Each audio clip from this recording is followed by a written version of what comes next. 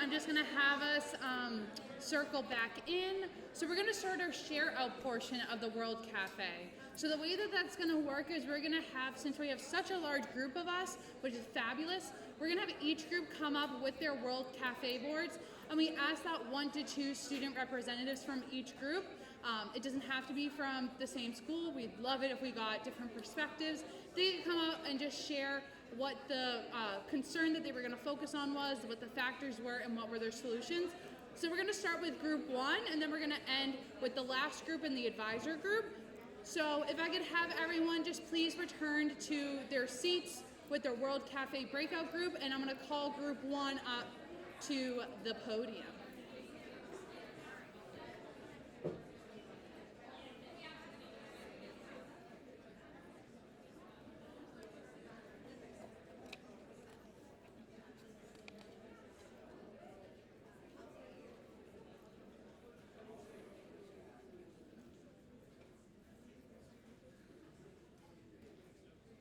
All right, so I'll be your Vanna White and I'll hold the board for you, but then I'll have you guys talk about what you wrote down.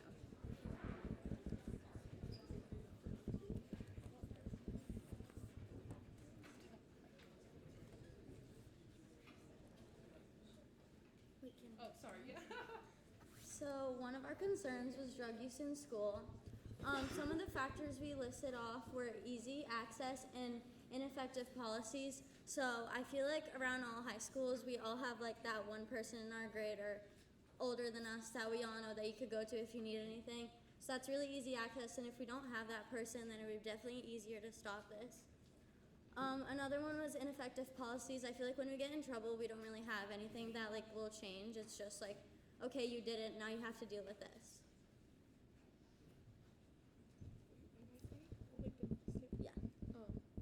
Like lack of school community, like not enough people are involved or like know that there are options like to get involved, like clubs, and then just like mental health, like if you're going through something and you don't know what to do, and that's just like what's around you and that's what you're used to like seeing people deal with, like if you don't know what else you can do, like you're gonna turn to the bad stuff, and you need to talk more about like what you're struggling with. Fear of not being accepted is definitely one of the big causes, because if you're hanging out around a group of like people and they all do it, obviously you're gonna want to start doing it too, because you feel like if you don't, then you're not going to be a part of them. And peer pressuring, I know we have a lot of like techniques that we learn around school that how to like say no, but when it comes to the moment, sometimes we really just can't do it and we end up saying yes. Another thing we have, another topic is solutions. One of the 2 things we said were making more clubs. I feel like if we make more clubs to get people more involved in school activities will definitely help. In more visible resources. I know like we all know that we have people we could go to, but if the school really just makes it out and like tells you where to go or how you can do this or that, I feel like it would really help the students. Like using community resources and like taking advantage of what's there for you and to help you, and like so you don't turn to the bad stuff. And again, like another solution is to turn to positive coping skills and like inform people about them, because I know for me on the pre-survey, it said like list coping skills that you can use, and I honestly like couldn't even think of like ones that I could use. And obviously like not to turn to the bad stuff, but what can you do in place of that if you do need something to like help you through something. One of the steps we used were 2-way conversations. So instead of like hearing from other people, you could just hear it like directly from a counselor or a teacher, anybody that can get you help.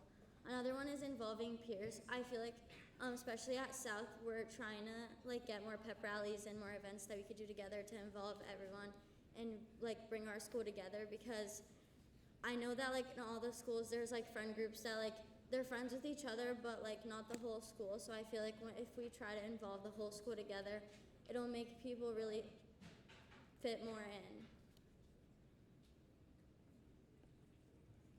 Just like in general, like implementing all of these and like building a community and working on like talking about with each other, which is already building, and then talking about what you can do in place of different things. Awesome job. Great job, guys.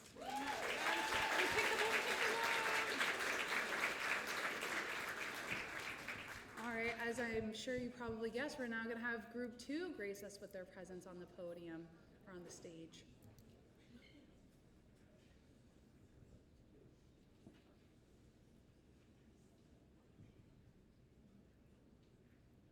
Guys, why is it so quiet? Give them a round of applause. Give them something. Sorry.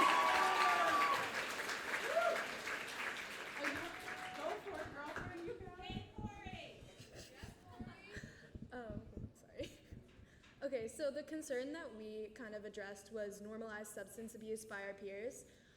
A lot of the factors is that a lot of kids are like less likely to hide their stuff, and they post it a lot on social media, and are just like really open about it. And another one is like people who don't drink or like vape. They are more of a minority in the school society and stuff. And most of the people, like, say if like your friend was vaping and you're like, oh, that's not my problem, I'm not concerned with that. It could affect that friend in the long run, and like by that time you should tell a counselor, or you should like have a conversation with them on how it would be very important for them to stop vaping or doing any type of drug. And a lot of people do drugs and drink alcohol to mostly fit into their like school and stuff like that, and to be accepted. But most of the time, you can find the right group of people that you were accepted with without doing any type of things you don't want to do. Some of the solutions that we came up with is kind of what Bridging Lives do, but peer mentoring and kind of creating a safer space among like other students, especially with the younger schools. And having conversations with peers and adults about what we're kind of seeing in the schools and what we want to do to address the problem. And another one is learning to refuse. Like, say if your friend was asking you, oh, do you want to smoke this with me? Just learn to say no and try your hardest to try to refuse that. I know it's going to be hard to do that, but most of the time it can become a habit when you can say no, and then you can inform the person like how bad that could be for your mental health. So we also want to really provide and promote people who don't use substances, and kind of give them the platform to talk about what they do instead, and how like they can use positive coping skills to deal with their problems, and kind of like grace the schools with community speakers who can talk about ways to work around it. Yeah. And some steps with that is like staying active with your community. Like, you can join a club and you can make posters and how like saying how things can be bad, and like good ways to like try to cope with that and try to quit. And like addressing this, like you can, like so what we're doing right now is just like speaking out and telling you guys like how bad it is to like do drugs, and like how bad it is for like people, and like how their life can be affected how their life can be affected by like later on in their lives. And then another thing is talking to administration, talking with teachers about setting up meetings and clubs, kind of like chapters we're all a part of here, and working to reach out to people who you know are using, and helping them kind of work through it. And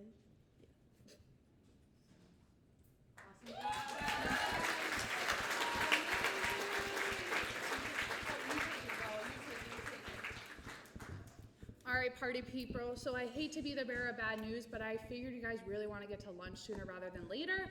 So I'm going to pick out a couple of groups that are presenting on different topics than we have presented on so far. So could I please have Group 8 come up to the stage, please? Thank you.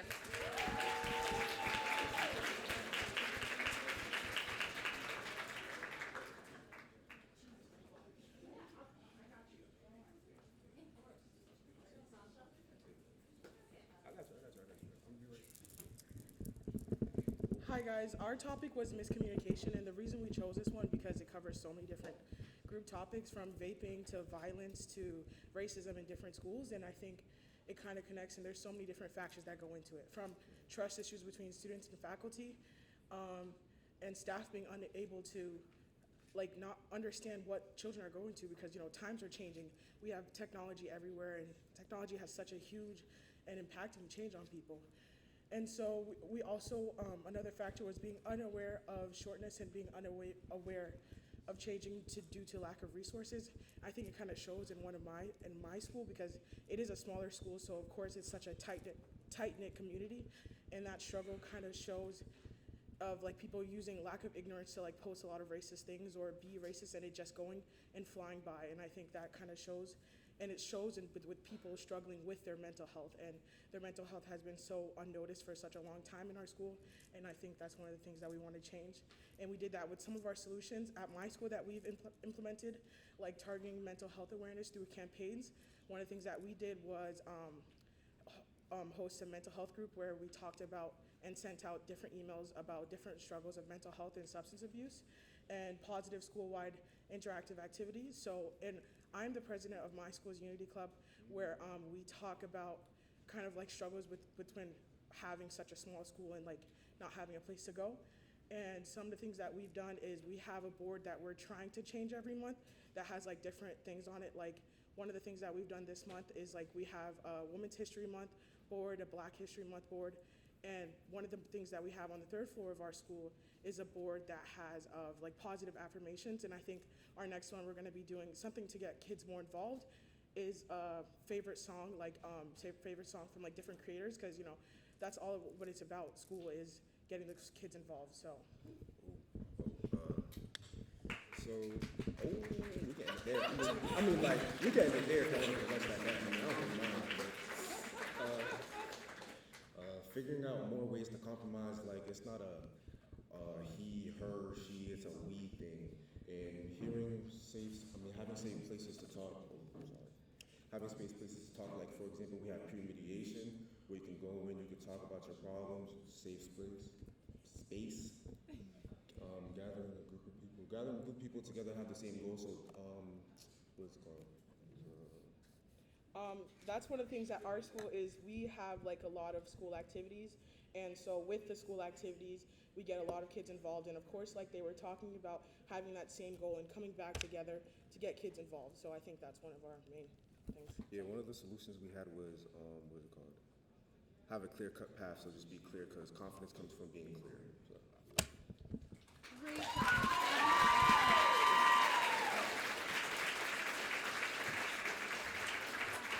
Wow, we have so many geniuses in the room. I'm so inspired. All right, can I have group 15, I believe, come up to the podium next? If you would, please. Guys, I know you can be louder than that. Come on! Woo!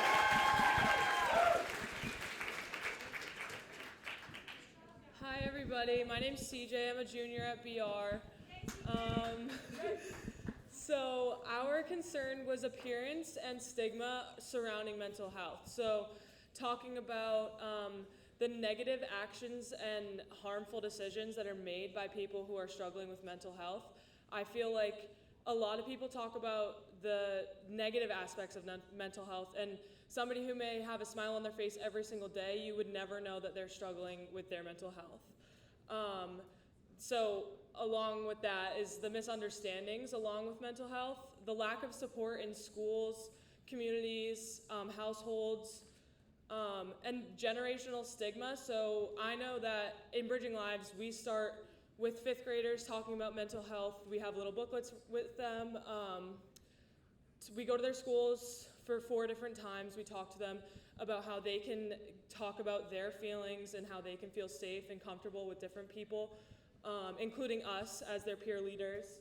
And we were talking, my group and I were talking about how we feel as though our parents and people who are a little bit younger than them, they have no education or knowledge on mental health. And it's such a big issue for our age and our generation that if you were to go talk to your parents, they probably wouldn't understand. And I'm sure that a couple people in here, or majority of people in here, don't feel comfortable sharing it with their parents or their guardians because they feel as though they wouldn't understand.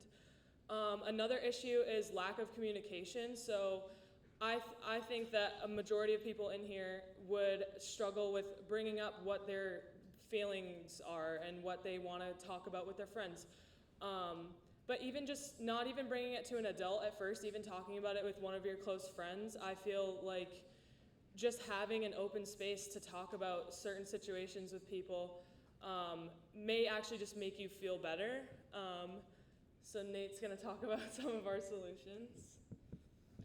Hi, I'm Nate. I'm a junior at Bristol Plymouth.